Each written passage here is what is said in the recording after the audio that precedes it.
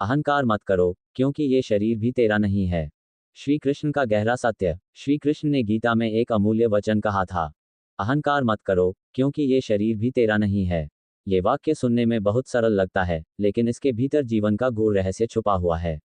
अहंकार, ईगो, वह दीवार है जो इंसान को ईश्वर से, आत्मा से और सच्चे सुख से दूर कर देती है। जड़ी बूटी 1। शरीर तेरा नहीं है तो फिर किसका है? जब हम जन्म लेते हैं तो नंगे आते हैं। हमारा शरीर माँ बाप की देन होता है, जो प्रकृति से प्राप्त होता है। हम इसे मेरा शरीर कहते हैं, लेकिन क्या सच में ये हमारा है? शरीर मिट्टी, जल, वायु, अग्नि और आकाश, इन पंचतत्वों से बना है। जब मृत्यु होती है तो यही शरीर इन्हीं तत्वों में विलीन हो जाता है। हम न इसे साथ लाए थे, न इसे साथ ले जाएंगे। तो फिर किस बात का घमंड?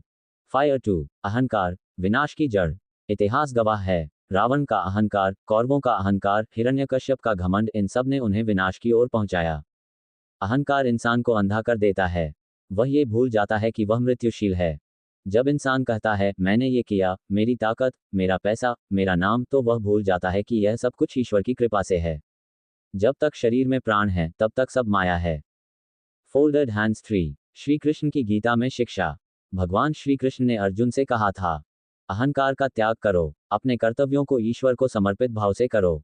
गीता के अनुसार जो व्यक्ति मैं और मेरा के अहंकार से ऊपर उठ जाता है, वही सच्चा ज्ञानी है।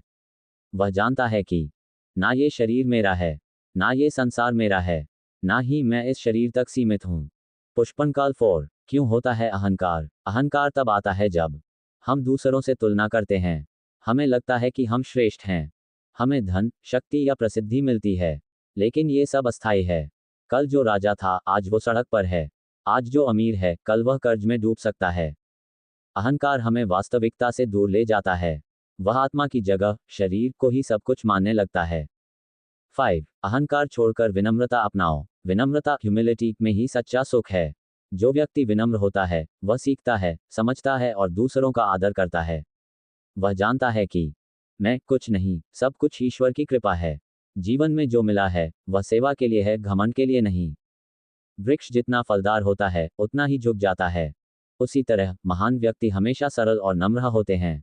आकाशगंगा 6। जब शरीर ही नहीं तेरा तो आत्मा को पहचानो। श्री कृष्ण कहते हैं, तू ये शरीर नहीं है, तू आत्मा है। शरीर जन्म लेता है, बीमार पड़ता है, बूढ़ा होता है और अंत में समाप्त हो जाता है। लेकिन आत्मा अमर है, शाश्वत है और नाश नहीं होती।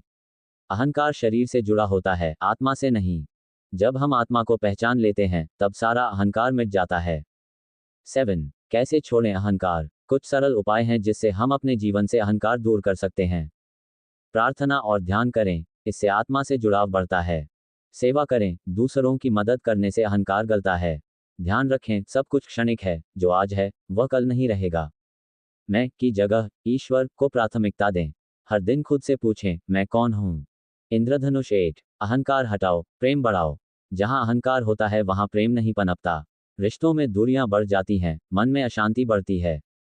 लेकिन जब हम नम्र होते हैं तब रिश्ते मधुर बनते हैं, मन शांत रहता है, जीवन सरल और सुंदर हो जाता है।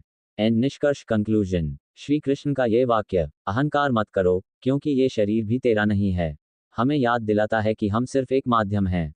जो कुछ है वह ईश्वर की कृपा से है। इसलिए घमंड नहीं, कृतज्ञता रखो। शरीर नहीं, आत्मा को पहचानो। मैं नहीं, हम बनो, तभी जीवन सफल होगा।